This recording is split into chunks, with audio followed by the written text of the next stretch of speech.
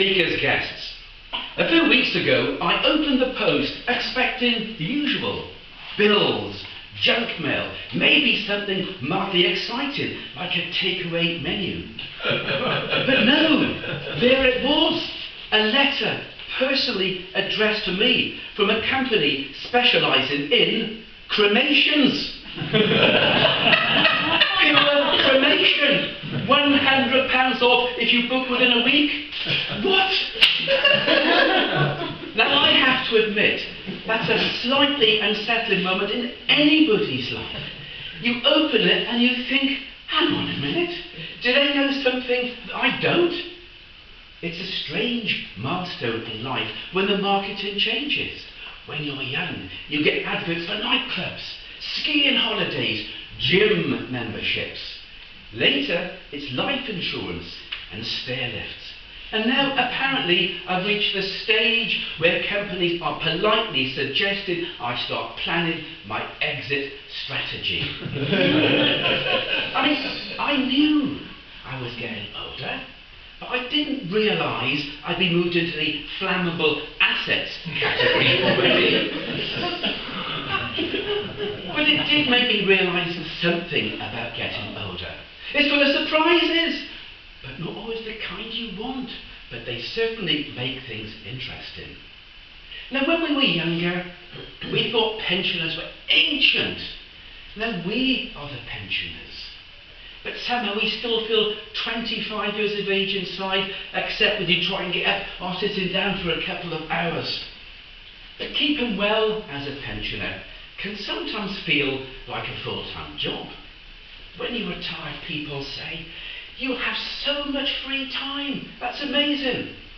But in reality, you spend half the time going to appointments, looking for your glasses, or wondering why you walked into the kitchen. But in all seriousness, keeping well as you get older is all about a few simple things. Keeping active, keeping your mind busy, and most importantly of all, keeping a good, keen sense of humour. Because if you can laugh at life, you're already halfway to feeling better. Now take exercise, for example. Doctors always saying we should do plenty of active exercises. And when we were young, that meant football, it meant running, it meant cycling. But these days, sometimes just climbing the stairs without getting a breath is a substantial effort. And as for bending down to tie those shoelaces up, that can be a major strategic decision. You think, if I'm down there, should I do something else while I'm down there to make the most of it? But movement really does matter. A little walk each day, a bit of gardening, or even just dancing around the kitchen while you're waiting for that kettle to boil. It all helps. But the trick is not to think of it as exercise, which can be painful, but just think of it as not letting the joints seize up completely. But then, of course, there's keeping the mind active. Crosswords, puzzles, reading, learning new things. All of these help to keep the brain ticking along nicely. Of course, sometimes that brain ticks along in a very mysterious way. For example, I often can't remember where I put my mobile phone 5 minutes ago. But yet, I can remember every single word of a song from 1974. And passwords. Every password now needs capital letters, small letters, numbers, strange symbols. Remember the name of your favourite biscuit or your first pet. Sometimes I can't remember the most basic passwords of 1, 2, 3. Another important part of keeping well is staying connected with people. It's your friends, your family, your neighbours. Keeping these relationships is very important. A good chat and a laugh can do far more good than half of those medicines which are in the medical cabinet. And of course, pensioners are absolutely brilliant at conversation.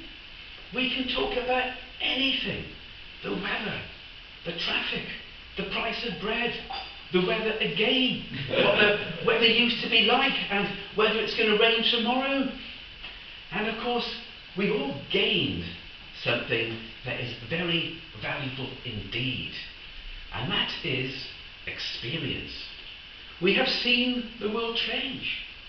We've lived through good times, we've lived through difficult times, and we know that most problems eventually pass, and that the important things in life are quite simple. It's friends, family, laughter, and as somebody said earlier today, a good cup of tea. Another wonderful thing about retirement, of course, is freedom. When you were working, your alarm clock completely ruled your life. But now you can wake up naturally. Of course, that sometimes means waking up at 5:30 in the morning. Well, that's a nuisance, but even so, it's still freedom. And of course, we mustn't forget the small joys. Just sitting in the sun, watching the birds, talking to grandchildren, finishing a puzzle, or just enjoying a peaceful afternoon. These little moments are what makes life rich. So if I could give 3 pieces of advice about keeping well as a pensioner, they would be these. First, keep moving, no matter how slowly. Secondly, keep learning, no matter how forgetful you feel. And third, keep laughing, because at our age, if we bend down and don't laugh, we might never get back up. And as for this cremation letter, I decided not to panic. I mean, it's a bit too early to RSVP, isn't it? I haven't even decided I'm having for tea tomorrow, and if they're asking me to plan my grand finale, but I made a decision. If they send me another letter, I'm going to reply. I'll write back and say, thank you for your interest, but I'm not available at the moment. I'm fully booked, indefinitely. In fact, I might start to send them letters, just to keep things even. Dear Pure Cremation, I'm still alive, regards Stephen.